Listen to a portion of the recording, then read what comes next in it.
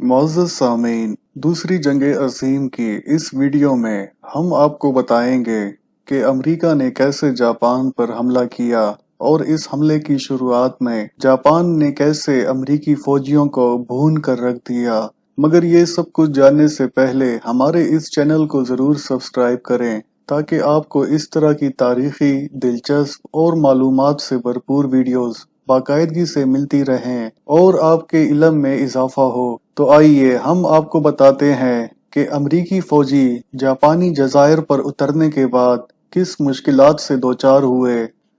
अगस्त 1942 में अमरीकी फौजी जज़ायर तुलगी, गवाटो और गोडल कैनाल में किश्तियों के जरिए उतरने को तो उतर गए थे, मगर इसके बाद वो एक बड़ी मुसीबत में फंस गए। एक तो इनकी तादाद सिर्फ 1000 थी, जो जापानियों की लातादाद फौज के मुकाबले में कुछ हकीकत न रखती थी। दूसरे ये कि अमरीकियों को जंगल की लड़ाई का कोई तजुर्बा भी न था और जापानी जज़ायर पर घने जंगलों की लड़ाइयों में जापानियों ने तरह तरह के गढ़े, फंदे और जाल फैला दिए थे, जिसमें हमला आवर अमरीकी फौजी फंस जाते और इसके बाद जापानी आसानी से इनका शिकार कर लेते थे।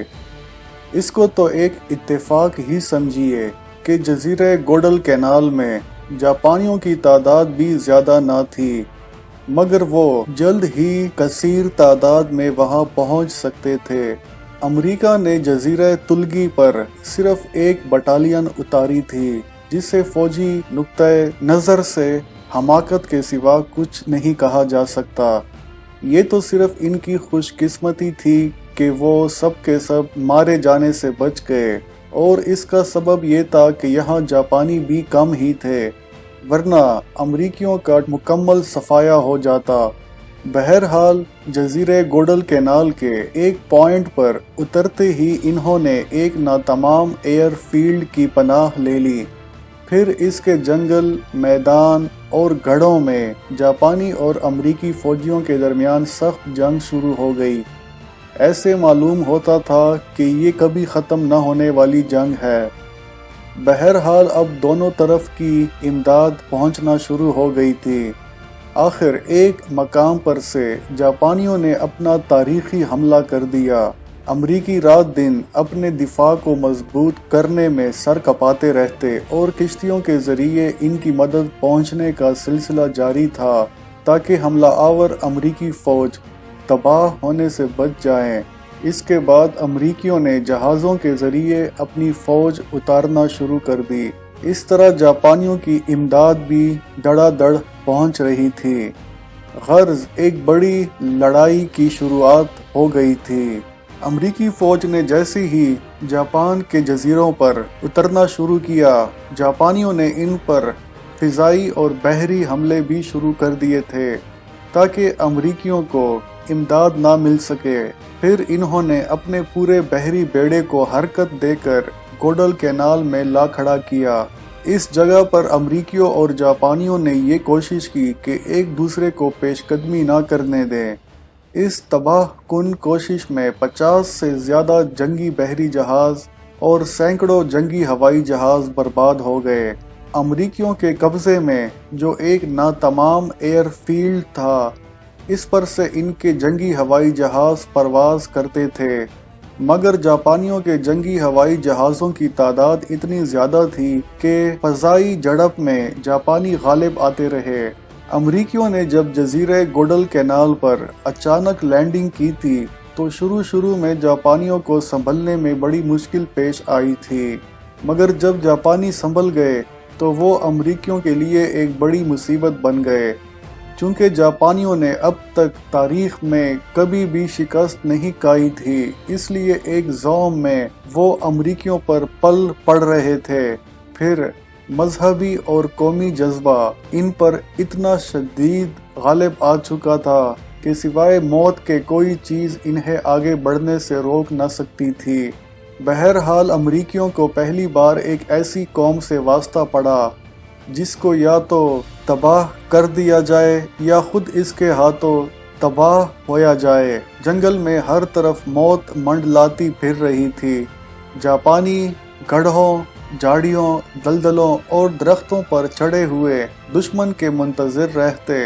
इन्हें अगर मारने को एक अमरीकी भी मिल जाता तो वो इस कोशिश में खुद भी जान देने को तैयार हो जाते। बिल आखिर अमरीकियों के ज़्यादा फौजी मरने लगे और एक तलख तजर्बे ने इन्हें काफ़ी चौकना कर दिया।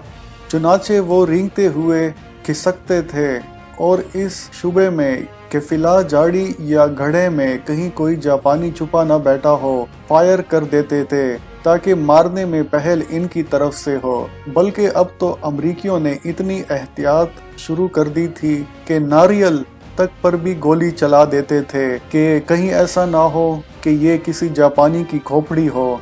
अमरीकी फौजी जापानी जज़ायर की शदीद और इंतहाई पुरखतर जिंदगी के आदी न थे। कीचड़, पानी, दलदल, पुरखतर गड्ढे, ये सब इनके लिए सामान्य मर्ग थे। फिर इन्हें किस्म किस्म के कीड़े मकोड़े रात दिन काटते रहते थे, जिसके सबब अमरीकी फौजियों के बदन लाल हो गए थे और वो मुख्तलिफ किस्म की बीमारियों के शिकार हो रहे थे।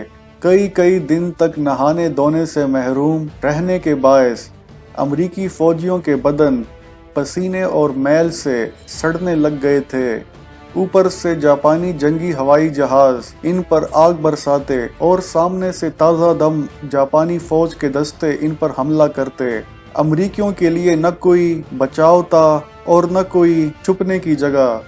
मुख्तसर ये कि ये एक दीवानगी की जंग मालूम होती थी। आखिर 20 अगस्त को एक बड़ी जंग का आगाज हुआ। अमरीकियों के पास कोई जंगी नक्शे न थे और न इन्हें कोई खबर थी कि फला लाइन कहाँ पर है और कितने फासले पर है। अमरीकी फौजी ज्यादातर अपने अंदाजों से काम चला रहे थे। रात की तारीकियों में छोटी तोपें और राइफलें गरजती रहती।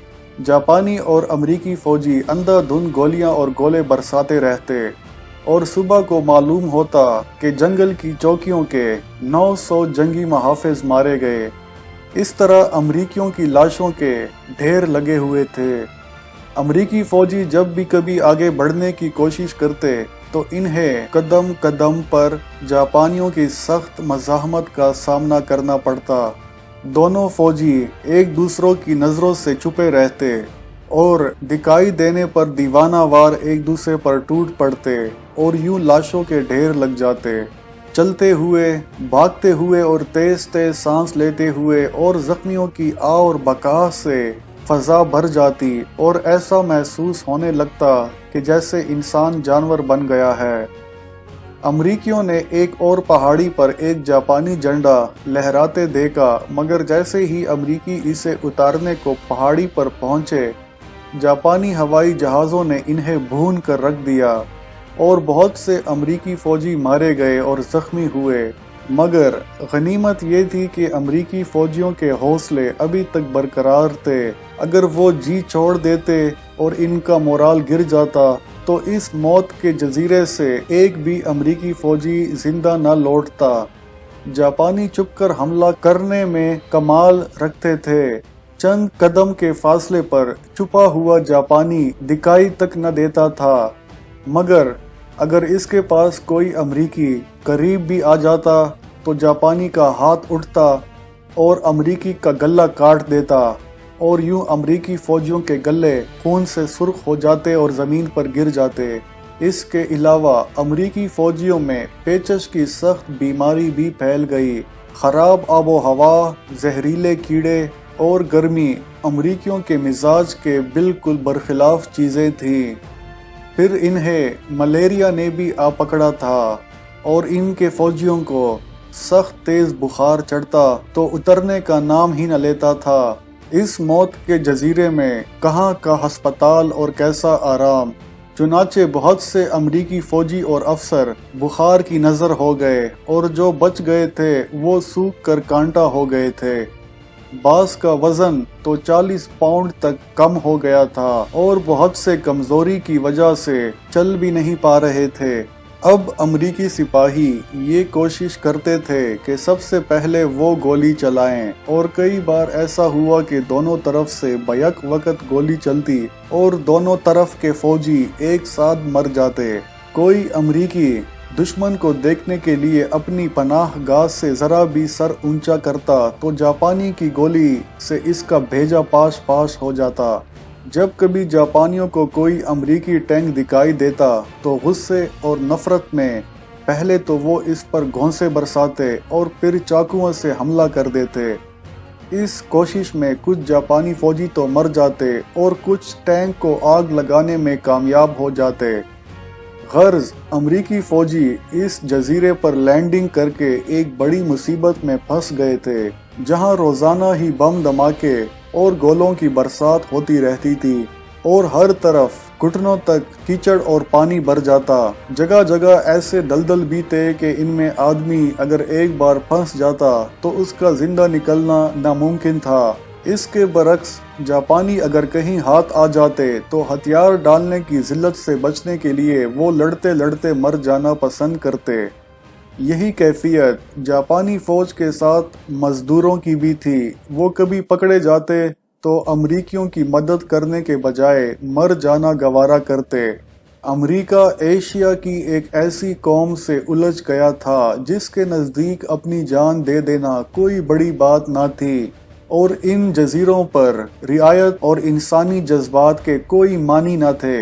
एक मर्तबा एक अमरीकी सिपाही ने 6 निहत्थे जापानियों को अपनी तरफ दौड़ते देखा तो इसने आओ देखा न ताओ सबको भून कर रख दिया। जब मुर्दों की तलाशी ली गई तो वाकई इनके पास कोई हथियार न थे। फिर वो नामालूम क्यों अमरीकी फौजियों के पास दौड़ कर आ रहे थे। गर्ज जजीरे गोडल कैनाल हजारों आफतों का गहवारा बना हुआ था। बीमारी, उबाल कर रख देने वाली गर्मी, जहरीले कीड़े, दलदल और इनके नजदीक नजर न आने वाले दुश्मन के मोर्चे जिनसे जरा से भी शुबे पर आग बरसने लगती थी। जजीरा क्या था, ये तो अमरीकी फौजियों के लिए एक दोज़ख बन गया था। एक दफा एक अमरीकी मैरीन फौजी पर 3 जापानी टूट पड़े। एक को तो इसने गोली मारकर हलाक कर दिया, बाकी 2 इतने नजदीक आ गए थे कि बंदूक न चलाई जाती, लिहाजा इसने अपनी बंदूक से डंडे का काम लेकर इनका सर फाड़ दिया। इतने में 2 और जापानी आ गए। वो इस अमरीकी मैरीन फौजी पर चाकू लेकर टूट पड़े। अमरीकी मैरीन ने चाकू छीन कर एक हमला आवर का काम तमाम कर दिया, मगर दूसरे ने इस फौजी के पेट में छुरा घोंप दिया। यूं जापानियों ने जान तोड़कर अमरीकी फौजियों के साथ जंग की। इस तरह किसी बाकायदा हमले के बजाय आमना सामना होते ही दोनों तरफ के फौजी रोजाना मारे जा रहे थे। आखिर दिसंबर की इब्तदा में मुख्तलिफ बीमारियों और सख्त जिस्मानी थकावट से चूर चूर अमरीकी सिपाहियों को इस जजीरे से आराम के लिए निकाल दिया गया और इनकी जगह तंदुरुस्त और ज्यादा फौज को उतारा गया। मगर कौन कह सकता था कि इनका भी वही हशर नहीं होगा जो इनसे पहले अमरीकी सिपाहियों का हुआ था, क्योंकि मलेरिया और पेचश का अब भी वही दूर दौरा था और दूसरी तमाम मुख्तलिफ बीमारियां बदस्तूर मौजूद थीं। फिर भी अमरीकी सिपाहियों को इस जजीरे के सख्त हालात सहने का एक फ़ायदा ज़रूर हुआ कि इन्हें एशिया की सख्त गर्मी, जंगल की लड़ाई और जापानियों के जंगी तरीकों का अच्छी तरह से अंदाज़ा हो गया और इस तजुर्बे की बिना पर फिर कभी जापान के किसी दूसरे महाज पर उनका जाना होता तो वो वहाँ की सख्ती बर्दाश्त करने के भी काबिल हो गए थे। जनवरी और फरवरी तक अमरीकी फौजियों ने इस जजीरे की जंग कामयाबी से ख़त्म करने की खातिर बड़ी तेज़ी दिखाई और आगे बढ़ते रहे, जिसके नतीजे में बहुत से अमरीकी फौजी मारे गए। फिर भी वो कामयाबी से हमकिनार होकर रहे और जापानी हाई कमान ने 11,000 शिकस्त खुर्दा जापानी फौज को वहां से निकल जाने का हुक्म दे दिया। 30,000 जापानी जिन्होंने हथियार डालने से इनकार किया था वो अमरीकी फौजियों के हाथ मारे गए। मगर जंग अभी खात्मे से दूर थी। कोई न कह सकता था कि अमेरिका और जापान की आइंदा लड़ाइयों में क्या होने वाला था। अजीज दोस्तों, उम्मीद है ये वीडियो आपको अच्छी लगी होगी। اگر آپ کو یہ ویڈیو اچھی لگی ہے تو اس کو لائک کریں، کمنٹ کریں اور دوستوں کے ساتھ شیئر کرنا نہ بھولیے۔ ہم ملیں گے آپ کے ساتھ اس طرح کی ایک اور دلچسپ اور تاریخی معلومات سے بھرپور ویڈیو میں۔ تب تک کے لیے اللہ حافظ۔